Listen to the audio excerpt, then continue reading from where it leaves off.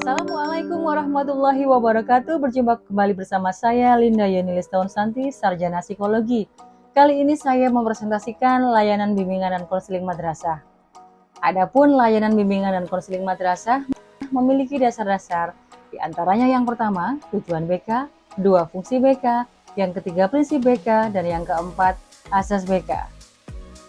Mari kita mengenal dasar layanan BK di madrasah yang pertama, yaitu tujuan BK. Di sini ada kata kunci mandiri, menyelesaikan masalah, tanggung jawab, mengoptimalkan kemampuan.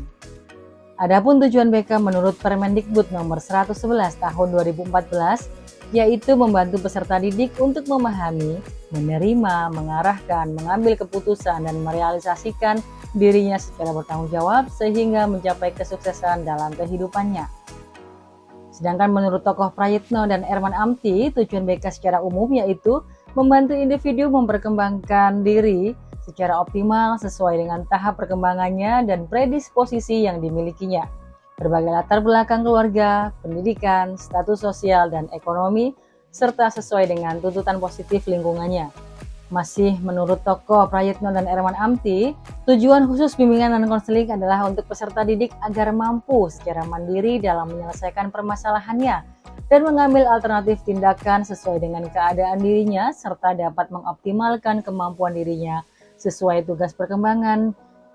Jadi, di sini dapat disimpulkan bahwa tujuan BK untuk membantu peserta didik agar mampu secara mandiri dalam menyelesaikan permasalahannya dan mengambil alternatif tindakan sesuai dengan keadaan dirinya serta dapat mengoptimalkan kemampuan dirinya sesuai dengan tugas perkembangannya.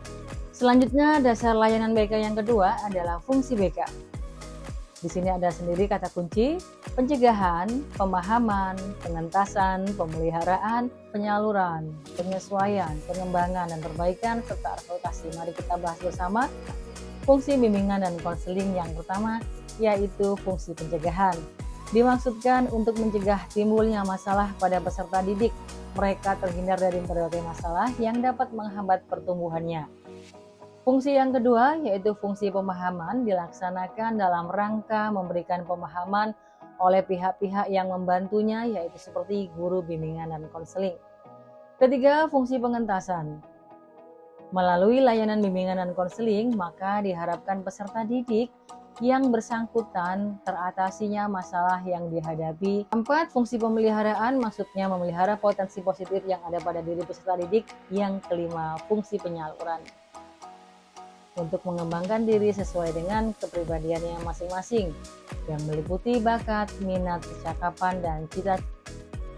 Keenam, fungsi penyesuaian. Layanan bimbingan dan konseling membantu terciptanya penyesuaian antara peserta didik dengan lingkungannya. Yang ketujuh, fungsi pengembangan. Pelayanan bimbingan dan konseling membantu agar peserta didik berkembang sesuai dengan potensinya masing-masing. Yang kesembilan, fungsi perbaikan. Dimaksudkan bimbingan dan konseling diberikan kepada siswa untuk memecahkan masalah-masalah yang dihadapinya. Fungsi advokasi, yaitu membantu peserta didik memperoleh pembelaan atas hak dan kepentingannya yang kurang mendapat perhatian. Selanjutnya, untuk prinsip BK akan saya presentasikan di video yang berbeda bersama dengan pengertian bimbingan dan konseling. Baik, kita kembali ke presentasi saya yang terakhir, yaitu terkait asas BK. Di sini ada kata kunci kerahasiaan, keterbukaan, kekinian, kemandirian, kegiatan, kedinamisan, keterpaduan, ahli tangan, dan kenormatifan. Tutwuri Handayani. Kita bahas yang pertama, yaitu asas kerahasiaan. Maksudnya segala sesuatu yang disampaikan peserta didik kepada guru BK tidak boleh disampaikan kepada orang lain.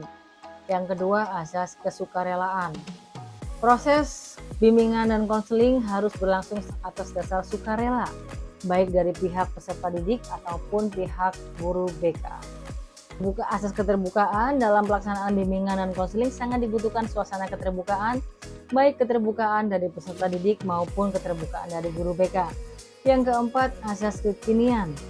Masalah individu yang ditanggulangi adalah masalah-masalah yang sedang berlangsung dan bukan masalah yang telah lewat atau di masa lalu. Yang kelima, asas kemandirian.